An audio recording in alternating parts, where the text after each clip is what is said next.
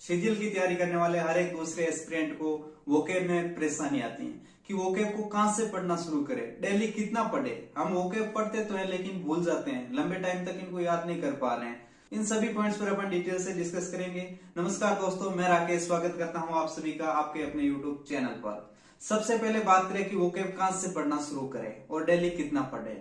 तो आप जिस भी टीचर से पढ़ रहे हो या किसी भी बुक से पढ़ रहे हो, तो सबसे पहले उस बुक में जो भी वोकेब के वर्ड दे रखे हैं उनको बार बार रिवाइज करो। नई बुक की तरफ मूव करने से बेहतर होगा कि आप उस बुक की जो भी वोकेब है उसको पहले कंप्लीट पढ़ो। जब तक आपको उस बुक में दी गई वोकेब के 70 से 80% वर्ड याद ना हो जाए तब तक आपको दूसरी बुक की तरफ मूव नहीं करना है। एक बार आपको उस बुक को कंप्लीट पढ़ना है, चाहे आप नीतू मैम की वॉल्यूम 1 पढ़ रहे हो या एसपी बख्शी सर की बुक पढ़ रहे हो या आप किसी टीचर से ऑफलाइन पढ़ रहे हो।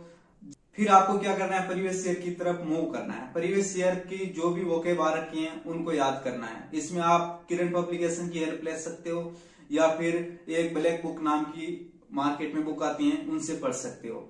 इसमें जो भी प्रीवियस ईयर में वोकेब पूछ रखी है डिटेल में पढ़ना है, 2-3 बार रिवाइज करना है।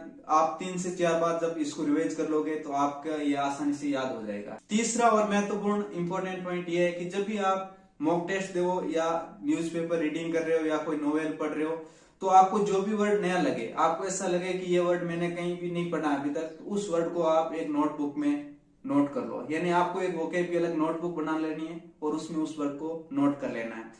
धीरे धीरे ऐसे करते करते आपके वोकेब के बहुत सारे वर्ड याद हो जाएंगे। फिर लास्ट में क्या करना, जब आपके पास टाइम बचे तो आपको वर्ड पावर मेड इजी नाम की एक बुक आती है, इससे रूट वर्ड क्लियर कर लें। कि इस बुक में सेशन वाइज रूट वर्ड दे रखे हैं। जैसे अब मेरे पास ये बुक है, इसमें टोटल 47 सेशन है, जैसा आप देख सकते हो 47 सेशन है। सबसे अच्छी खासियत है इसमें रूट वर्ड दे रखे हैं, यानी वर्ड को रूट वर्ड यानी वोकेब को रूट वर्ड से समझा रखा। जैसे मान लो किसी वर्ड के लास्ट में आ गया लॉजिक, लॉजिक का मतलब हो गया स्टडी से रिलेटेड है। या मान लो किसी वर्ड के बीच में नाम आ गया एंथ्रोप, एंथ्रोप का मतलब होता है मैन काइंड, यानी कहीं ना कहीं मैन काइंड से रिलेटेड बात हो रही है। या मान लो किसी वर्ड के शुरू में नाम आ गया एमएल, तो इसका मतलब हो गया कि नेगेटिव बात हो रही है। या मान लो किसी वर्ड के शुरू में वर्ड आ गया ईयू, तो इसका मतलब है कहीं ना कहीं पॉजिटिव बात हो रही है। यानी आपको अगर कोई वर्ड नहीं आ रहा है लेकिन आप इस बुक को 2 से 3 बार अगर ढंग से पढ़ लिया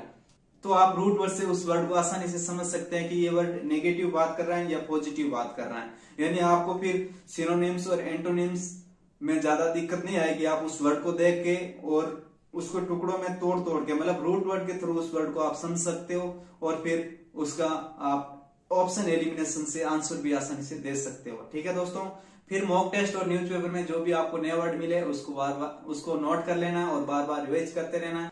अगर आपने इतना सही ढंग से ईमानदारी से कर लिया तो आपकी वोकेब बहुत अच्छी हो जाएगी। आप कम से कम 5 से 6 हजार वर्ड याद कर लोगे। वैसे तो वोकेब का बहुत बड़ा सागर है, लेकिन अगर आपने 5 से 6 हजार वर्ड याद कर लिए तो आप किसी भी एग्जाम देने बैठो तो आप वोकेब से नहीं डरोगे। और अगर आपने मान लो कोई वर्ड पहले नहीं भी पढ़ रखा है लेकिन आप उसे रूट वर्ड से आसानी से सॉल्व कर सकते हो।